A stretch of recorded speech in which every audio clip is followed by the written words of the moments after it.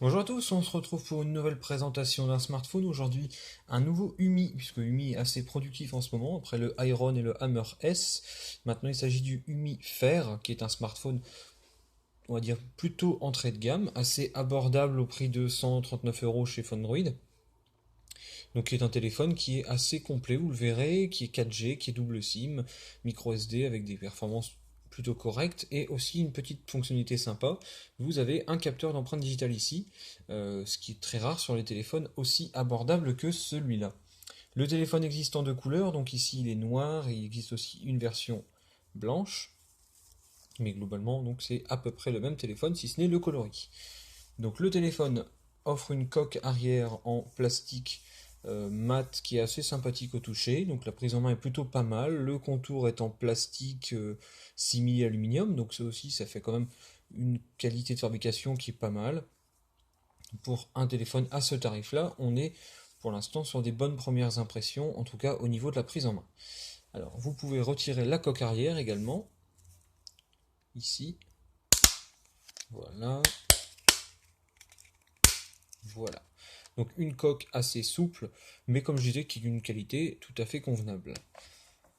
Une fois ouvert, donc on retrouve un téléphone double SIM, comme je le disais. Donc vous avez une carte SIM ici, une ici, donc deux cartes SIM, un emplacement micro SD, et donc une batterie ici qui est de, si je ne me trompe pas, 2000 mAh. Voilà. Bon, la batterie est vraiment légère, donc je pense qu'on ne peut pas s'attendre à une très grosse autonomie, mais en tout cas, vu ce que consomme l'appareil au vu de ses caractéristiques, ça devrait être, je pense, nettement suffisant. Voilà. Donc tout se clipse plutôt bien.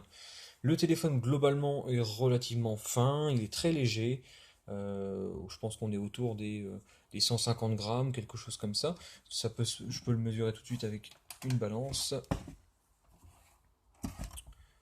Voilà, on est sur 160 grammes. Voilà, donc le téléphone est assez léger, ce que je disais. Alors par contre, petite mention sur pendant que le téléphone s'allume, sur la boîte.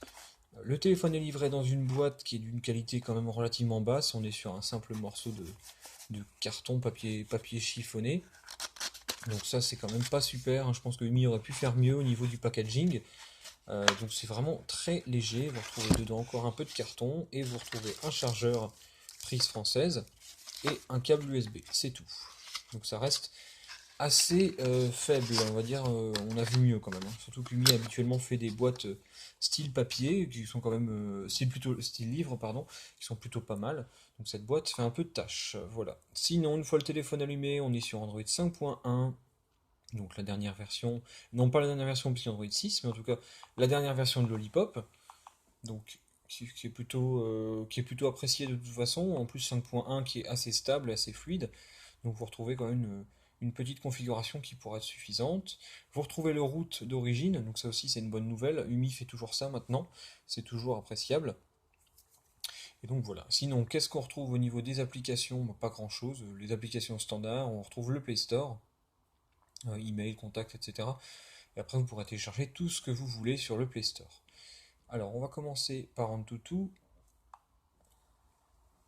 pour voir un petit peu les performances. On est sur un score habituel puisque le processeur embarqué est le même que souvent sur les entrées de gamme, un Mediatek MT6735. Ça vous donne un score de 19 000 qui est juste correct, sans plus. 19 000, ça représente, bah là, sur le nouveau AnTuTu, ça ne représente plus rien, mais sur les anciennes versions, ça représentait des téléphones qui sont un petit peu anciens, on va dire un téléphone de l'année dernière ou de l'année d'avant, mais c'est nettement suffisant pour un utilisateur lambda. Donc on retrouve le processeur que je disais, MT6735P, le Mali T720 pour la partie graphique, un écran HD, donc ça aussi c'est comme une bonne nouvelle sur un téléphone à ce prix. La caméra fait 13 millions de pixels, enfin en tout cas c'est de l'interpolé, on est sur du 8, vous avez 1 Go de RAM, 8 Go de mémoire interne, c'est un processeur 64 bits, quadricœur, et on retrouve 2 millions de pixels en façade, donc ça vous fait du 2 et du 8. Donc après le 3D Mark, voilà, avec un score habituel autour des 2000 points. C'est pareil, on est sur de l'entrée de gamme, donc n'attendez pas trop non plus de votre téléphone. Il sera fluide, comme vous pouvez le voir, hein, pour un usage standard, mais par contre, si vous aimez jouer, etc., ne vous en attendez pas trop de cet appareil, c'est pas forcément le meilleur pour cette utilisation. Sinon, dans les paramètres, on retrouve tout ce qu'il y a d'habituel, avec les gestes comme le double tap, qui sont ici, que vous pouvez activer ou désactiver, donc ça c'est une bonne chose. Et vous avez le capteur d'empreinte digitale, donc par exemple si je mets hop, un code, voilà, et après vous pouvez régler, donc afficher, ou par exemple, ok, et donc après vous pouvez ajouter vos empreintes ici. Donc ça aussi c'est une chose qui est assez sympa. Et on va terminer avec la caméra avant de faire la vidéo. Donc si on regarde par exemple, prendre une photo de la boîte, essayer de se mettre en face, voilà. Bon, la caméra est correcte sans plus. On va dire qu'on a vu mieux, mais forcément on est sur un appareil entrée de gamme, donc vous n'en attendez pas trop non plus. Et enfin la vidéo, puisque l'écran lui par contre, pas de reproche à lui faire. L'écran est tout ce qu'il y a de plus convenable. Alors, gestionnaire de vidéo, voilà.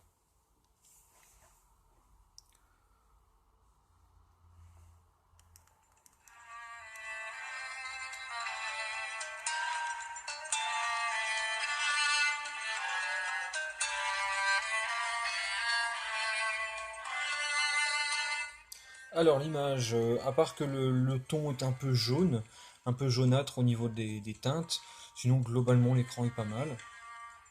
C'est un écran HD de toute façon, mais globalement c'est correct. Le son c'est pareil, c'est dans la moyenne, mais sachez que pour un téléphone à 140 euros, en tout cas on ne note pas de défaut majeur au niveau de l'affichage. Voilà.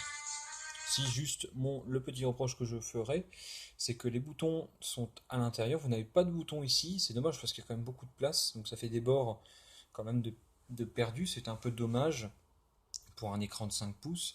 Donc c'est un peu dommage qu'il y ait autant de bords en bas et en haut, enfin, surtout en bas si vous n'avez pas de bouton dedans. Ça aurait pu être sympa que Umi, comme il n'y avait pas de bouton ici, réduise un petit peu les bords. Mais bon, ça c'est pareil, on est sur un téléphone abordable.